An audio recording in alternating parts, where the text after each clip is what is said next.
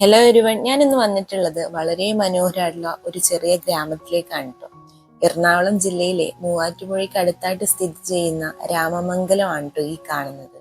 പ്രശസ്ത സംഗീതജ്ഞനായിരുന്ന ഷഡ്കാല ഗോവിന്ദമാരാരുടെ ജന്മസ്ഥലം കൂടിയാണ് രാമമംഗലം. ഞങ്ങൾ വിഷുവിന്റെ തലേ ദിവസമാണ് കേട്ടോ ഇങ്ങോട്ട് വന്നത്. എന്റെ സിസ്റ്ററിലൂടെ അമ്മയുടെ വീടാണ് രാമമംഗലത്തുള്ളത്. അപ്പോൾ ഇവിടെ ഒന്ന് വിസിറ്റ് ചെയ്യാന്ന് വിചാരിച്ച് വന്നതാണ് കേട്ടോ. ഏകദേശം ഒരു 60 വർഷം പഴക്കമുള്ള ഒരു വീടാണ്. പിന്നെ ചെറിയ മെയിൻ്റനൻസ് വർക്കൊക്കെ ചെയ്തിട്ടുണ്ട്.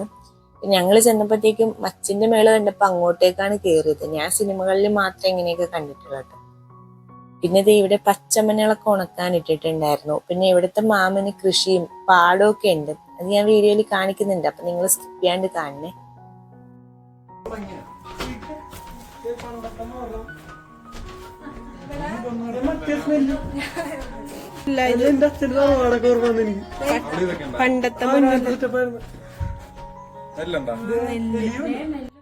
എലീനെ കണ്ടപ്പോഴത്തേക്ക് എനിക്ക് പെട്ടെന്ന് ഒരു പഴഞ്ചൊല്ലാണ് ഓർമ്മ വന്നത്. പത്തായത്തിലെ നെല്ലുണ്ടെങ്കിൽ അങ്ങ് മൂന്നാറിൽ നിന്ന് എലി വരുമെന്ന് കേട്ടിട്ടുണ്ടോ? ആ ഒരു കാഴ്ച തന്നെയാണ് ഈ കാണുന്നത്.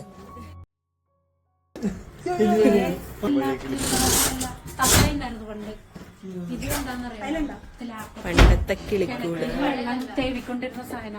ഇതാ വെള്ളം ഇങ്ങനെ ഇങ്ങനെ വലിച്ചു വലിച്ച് താത്തി വെള്ളം മുക്കി എടുത്തിട്ട് ഇങ്ങനെ വിട്ട് കഴിഞ്ഞാല് എന്നിട്ട് ഇതിങ്ങനെ കമത്തിക്കളയും. ഇപ്പൊ നമുക്ക് ഈ കാര്യങ്ങളൊക്കെ പറഞ്ഞു തന്ന ആളാണ് ശോഭാമ്മ. അതായത് ചേച്ചിയുടെ അമ്മയാണ്, എന്റെ സിസ്റ്ററിനോട് അമ്മയാണ്. അമ്മ ജനിച്ചു വളർന്ന വീടാണ് കേട്ടോ ഇത്. അമ്മേനൊക്കെ പ്രസവിച്ചത് ഈ ഒരു വീട്ടിലാണ്.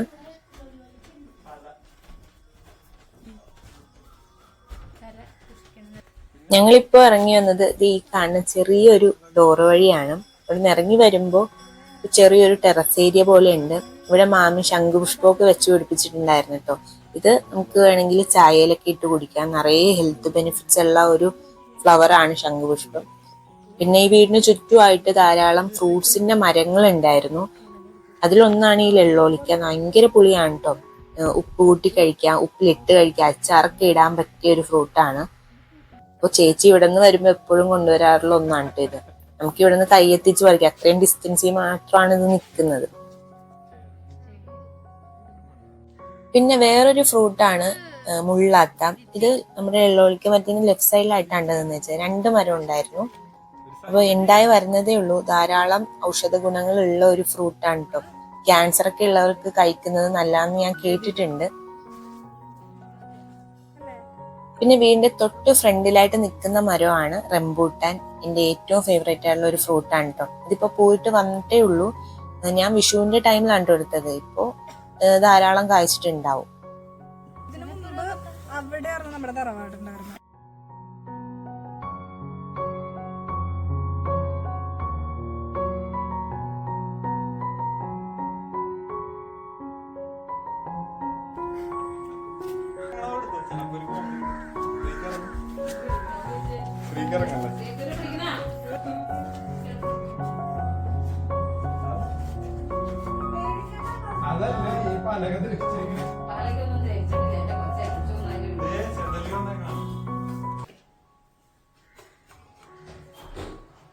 നല്ല അടിപൊളി പനങ്ങളാണ്. ഇതാണ് കേട്ടോ നമ്മുടെ മാമൻ. മാമനിപ്പോ നമുക്ക് കഴിക്കാനായിട്ട് നല്ല ഫ്രഷ് പപ്പങ്ങ മുറിച്ച് തരാണ്. ഇത് ഇവിടെ തന്നെ ഉണ്ടായതാണ് കേട്ടോ. അത് ഞാൻ പ്രത്യേകം പറയണ്ടല്ലോ. മാമന് പിന്നെ കൃഷിയായിട്ട് ബന്ധപ്പെട്ട് എന്തോ അവാർഡൊക്കെ കിട്ടിയിട്ടുള്ള ആളാണ്.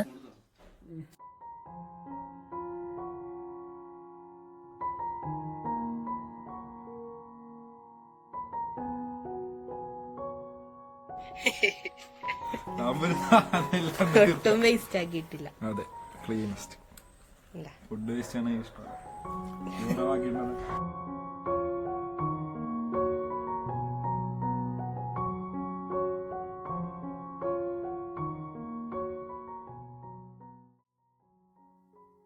പിന്നെ നമ്മൾ കഴിച്ച പപ്പങ്ങയുടെ തൊലിയൊക്കെ നമ്മുടെ ഇത് മാമന്റെ മോളാണ് കേട്ടോ, തത്തേന്നാ നമ്മൾ വിളിക്കുന്നത്. അപ്പൊ ആള് ആ ഒരു വേസ്റ്റ് എല്ലാം ബയോ കമ്പോസ്റ്റ് ഉണ്ടായിരുന്നു, അതിലേക്ക് ഇടാണ്. പിന്നെ വീട്ടിലേക്ക് വേണ്ടിയിട്ടുള്ള എല്ലാ പച്ചക്കറികളും തന്നെ ഇവിടെ ഉണ്ടായിരുന്നു കേട്ടോ. അച്ചിങ്ങയും വെണ്ടക്കയും തക്കാളിയും ഒക്കെ ഇവിടെ ഉണ്ടായിരുന്നു. പിന്നെ ഇത് ഈ കാണുന്ന ഉണ്ട സാധനമില്ലേ, ഇത് പാഷൻ ഫ്രൂട്ട് ആണ് ഈ കാണുന്നത്. നിറയെ പഴുത്ത് കിടക്കുകയാണ്. ഈ കാണുന്നതില് നിറയെ പിലോപ്പി ഉണ്ടായിരുന്നു കേട്ടോ. ഇപ്പൊ ഇല്ല, ഇപ്പൊ 2-3 വേറെ മീനൊക്കെയാ ഉള്ളത്. ഇതിന്ന് പിലോപ്പിനെ പിടിക്കുന്ന വീഡിയോ ചേച്ചി ഇട്ടിട്ടുണ്ട്. ചേച്ചിയുടെ ചാനലിന്റെ പേര് അഞ്ജന രാജൻ എന്നാണ്. അപ്പൊ നിങ്ങൾക്ക് താല്പര്യമുള്ളവര് അതൊന്ന് കയറി കണ്ടു നോക്കുക. ചേച്ചി ഡീറ്റെയിൽഡ് ആയിട്ട് വീഡിയോ ഇട്ടിട്ടുണ്ട്. പിന്നെ മാമന്റെയൊക്കെ പറമ്പിലേക്ക് നമ്മൾ വന്നപ്പോഴത്തേക്കും ഒരു സ്ഥലം പോലും വെറുതെ ഇട്ടിട്ടുണ്ടായിരുന്നില്ല. എല്ലായിടത്തും എന്തെങ്കിലുമൊക്കെ ഒരു കൃഷി ചെയ്തിട്ടുണ്ടായിരുന്നു. നിറയെ ജാതിക്കയുടെ മരമായിരുന്നു കേട്ടോ കൂടുതലും ഉണ്ടായിരുന്നത്. ധാരാളമായിട്ട് ഉണ്ടായിരുന്നത് അടക്കാമരമായിരുന്നു കേട്ടോ. ആ അടക്കാമരത്തിലാണ് കുരുമുളകൊക്കെ കൃഷി ചെയ്തിട്ടുണ്ടായിരുന്നത്. പിന്നെ ചക്ക ഉണ്ടായിരുന്നു. പിന്നെ കുടംപുളി നിങ്ങൾ കണ്ടിട്ടില്ലേ, കുടംപുളി അത്. പിന്നെ പന ഉണ്ടായിരുന്നു. ആ പനയെന്നാണ് നമുക്ക് ഫ്രഷ് ആയിട്ട് ചെത്തി എടുത്ത് തന്നിട്ടുണ്ടായിരുന്നത് പനങ്ങളില്. ഇപ്പൊ രാവിലെ അത് ചെത്തി എടുക്കുകയാണ് കേട്ടോ. അപ്പൊ നമ്മൾ വന്നപ്പോഴത്തേക്ക് നമുക്ക് സ്പെഷ്യലായിട്ട് അതാണ് തന്നത്. നല്ല ടേസ്റ്റ് ആയിരുന്നു, ഫ്രഷ് ആയതുകൊണ്ട് തന്നെ.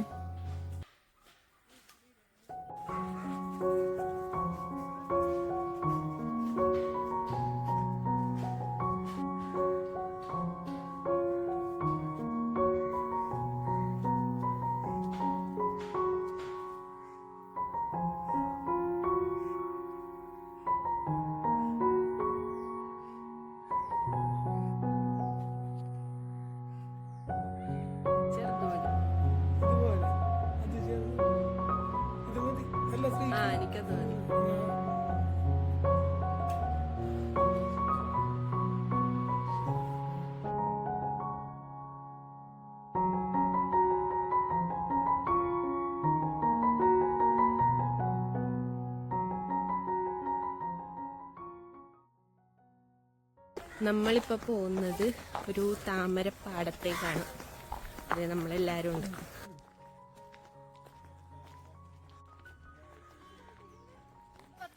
ഈ നടന്നു പോകുന്ന വഴികളിലെല്ലാം കുറച്ച് വെറൈറ്റി ആയിട്ടുള്ള ഫ്രൂട്ട്സിന്റെ മരങ്ങളൊക്കെ നിൽപ്പുണ്ടായിരുന്നു. ഇത് നോനി ഫ്രൂട്ട് ആണ്.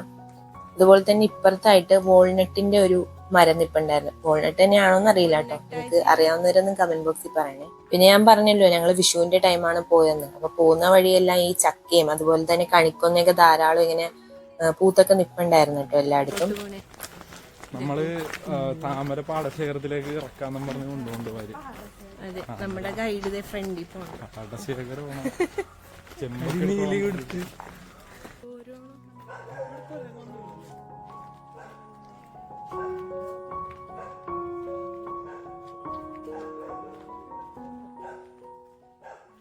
ഇവിടെ എല്ലാം ചെറിയ ചെറിയ റോഡുകളാണ് കേട്ടോ. പിന്നെ ധാരാളം ഇടവഴികളൊക്കെ ഉണ്ട്. ഭയങ്കര കാം ആൻഡ് ക്വയറ്റ് ആയിട്ടുള്ള ഒരു സ്ഥലമാണ് കേട്ടോ ഇത്. ഞങ്ങളൊരു 3 മണിയൊക്കെ ആയപ്പോഴത്തേക്കും ജസ്റ്റ് ഒരു ഈവനിങ് വാക്ക് എന്നുള്ള രീതിയിൽ ഒന്ന് ഇറങ്ങിയതാണ്. ഇവിടെ കൂടുതലും ആൾക്കാർ കൃഷിയൊക്കെയാണ് ചെയ്യുന്നത് കേട്ടോ. അതുപോലെ തന്നെ നമ്മളിപ്പോ റോഡിന്റെ ഇപ്പുറത്തും അപ്പുറത്തൊക്കെ ആയിട്ട് ധാരാളം റബ്ബർ കൃഷിയും കാണാം. അതുപോലെ തന്നെ ഒരു ക്ഷാമവും ഇല്ലാത്തൊരു സാധനമാണ് കേട്ടോ ചക്ക. അവിടെ ഇവിടെയൊക്കെ ആയിട്ടാണ് വീണ് കിടക്കുന്നത്. നമ്മളിപ്പോ പോകുന്നത് ഏക്കർ കണക്കിന് ഇങ്ങനെ വ്യാപിച്ചു കിടക്കുന്ന ഒരു വലിയ പാടശേഖരത്തിന്റെ അങ്ങോട്ടാണ്. അതിന്റെ നടുക്കായിട്ടാണ് നമ്മുടെ താമരപ്പാടം ഉള്ളത്.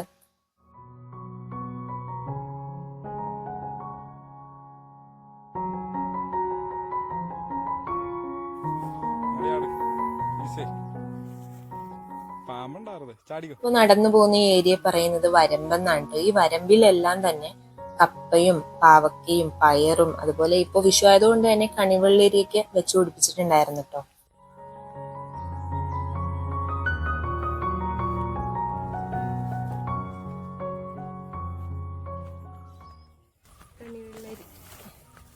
കണിവെള്ളരി ഉണ്ടായി നിൽക്കണേ. അങ്ങനെ ദേ നമ്മള് താമരപ്പാടത്ത് എത്തിയിട്ടോ. നല്ല ഭംഗിയായിരുന്നു ഇത് എല്ലാം പോയിട്ട് നിൽക്കുന്നത് കാണാൻ വേണ്ടിയിട്ട്. പിന്നെ ഇവിടെ മാമന്റെ പാടം ഇതിന്റെ സൈഡിലായിട്ട് തന്നെ ഉണ്ടായിരുന്നു കേട്ടോ. ഇതാണ് മാമന്റെ പാടം. ഈ ഒരു 7 പോലെ കിടക്കണണ്ട അവിടെ ഇങ്ങനെ.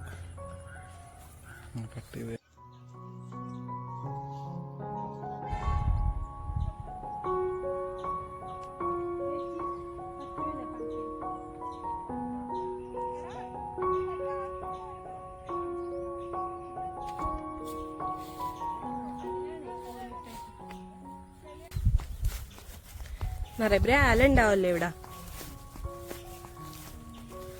നോക്കട്ടെ ഒരെണ്ണം കിട്ടുവാന്ന്.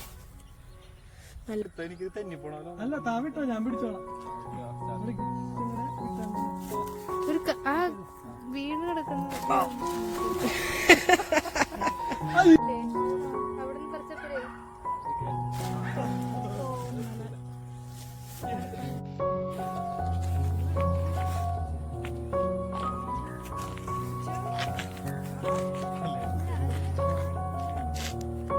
താമര പറിക്കാൻ വേണ്ടി പോവാണ്. നമ്മൾ അവിടെ നിന്ന് പറിച്ചിട്ട് കിട്ടാണ്ടായില്ല. അപ്പത് ഒരു വഴി ഒരു ചേച്ചി പറഞ്ഞു തന്നു. അപ്പൊ നമ്മൾ ആ വഴി പോവാണ്.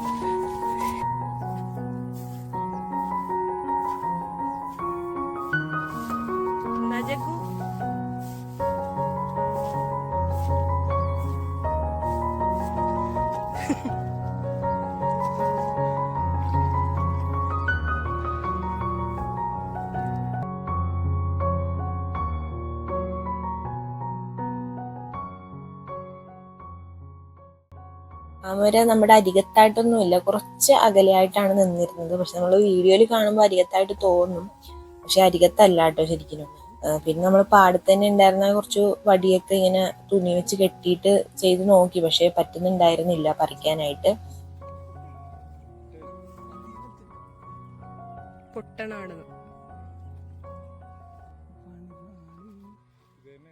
അങ്ങനെ ദേ നമ്മൾ വീട്ടിലെത്തി. വീട്ടിൽ വന്നപ്പോൾ കുറച്ച് മുല്ലപ്പൂ പൊട്ടിക്കാണ്ട്. എന്തിനാന്ന് വെച്ചിട്ടുണ്ടെങ്കിൽ രാമങ്കലത്തെ വളരെ പ്രശസ്തമായിട്ടുള്ള ഒരു ക്ഷേത്രമാണ് പെരുന്തൃക്കോവിൽ ക്ഷേത്രം. അവിടെ ഇപ്പോൾ ഉത്സവം നടക്കുകയാണ്. അപ്പൊ ഞങ്ങൾ അങ്ങോട്ട് പോകുന്നുണ്ട്. അപ്പൊ ചേച്ചി നല്ല രീതിയിൽ മുല്ലപ്പൂ വെച്ചിട്ട് മാല കോർക്കോട്ടോ. അത് നിങ്ങൾ എന്തായാലും ഞാൻ കാണിച്ചു തരാം.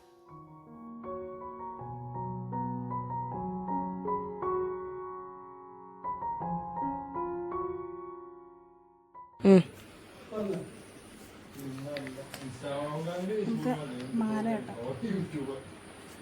കുറച്ചും കൂടെ തുളസിയാണ്. അപ്പൊ എവിടെ ഉണ്ട് തുളസി?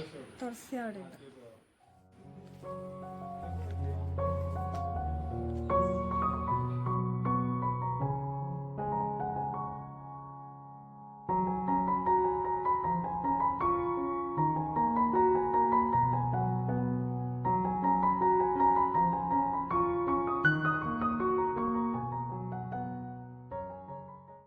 അങ്ങനെ ദേ ചേച്ചി നല്ല മുല്ലപ്പൂ മൊട്ട് കൊണ്ടിട്ട് മാല സെറ്റാക്കിയിട്ടുണ്ട് കേട്ടോ.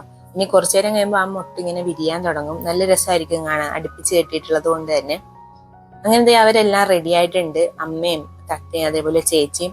ആ നിൽക്കുന്നതാണ് കേട്ടോ മാമി. മാമി ഇപ്പോഴായിരിക്കും കേട്ടോ ഒന്ന് ഫ്രീ. ആള് ഫുള്ള് ബിസി ആയിരുന്നു അടുക്കളയില്.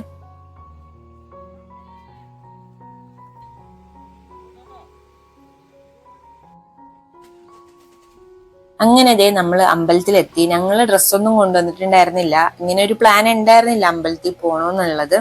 പിന്നെ പെട്ടെന്ന് എല്ലാരും നിർബന്ധിച്ചപ്പോ നമ്മളൊന്ന് ജസ്റ്റ് കയറിയെന്ന്. പിന്നെ നമ്മള് ഡ്രസ്സൊന്നും ചേഞ്ച് ചെയ്യാത്തതുകൊണ്ട് തന്നെ പുറത്ത് മാത്രം ഒന്ന് ജസ്റ്റ് ചുറ്റി കണ്ടു, അകത്തേക്കൊന്നും കയറിയില്ല. എന്തായാലും ഒരു ദിവസം ഇവിടെ വന്ന് ഉള്ളിലൊക്കെ കയറി ഒന്ന് പ്രാർത്ഥിക്കണം. ഭയങ്കര ഫേമസ് ആയിട്ടുള്ള അമ്പലമാണ് കേട്ടോ ഇത്. കാണുന്നത് ക്ഷേത്രത്തിന്റെ കുളിക്കടവാണ് കേട്ടോ. പ്രളയത്തിന്റെ സമയത്ത് ഈ ഒരു ലെവലില് വെള്ളം പൊങ്ങിയതായിട്ട് ഇവിടെ അടയാളപ്പെടുത്തിയൊക്കെ വെച്ചിട്ടുണ്ടായിരുന്നു കേട്ടോ. ചിങ്ങം 1-നാണ് അത്രയും വെള്ളം കയറിയിട്ടുണ്ടായിരുന്നത്. പിന്നെ രാമങ്കലമൊക്കെ വെള്ളപ്പൊക്കത്തിലായിരുന്നെന്നാണ് ചേച്ചിയൊക്കെ അന്ന് പറഞ്ഞത്. ആ സമയമൊക്കെ പോയത് തന്നെ എത്ര പെട്ടെന്നാണല്ലേ. അതൊക്കെ ഓർക്കുമ്പോ തന്നെ വല്ലാത്തൊരു പേടി തോന്നുന്ന ഒരു സമയം കൂടിയായിരുന്നു. അങ്ങനെ നമ്മൾ തിരിച്ച് ദേ വീട്ടിലേക്ക് ചെന്നു. മാമിയും മാമനും കൂടി നമുക്ക് എന്തൊക്കെയാ തന്നു വിട്ടേക്കുന്നത് നോക്കിയേ. കപ്പ, പപ്പങ്ങ, ചക്ക, വേപ്പില. പിന്നെ ഇതെന്താ എന്താ സംഭവം? വിളക്ക, അരി, കണിക്കൊന്ന. നമ്മളൊരു ലോഡ് സാധനങ്ങളായിട്ട് പോണേണ്.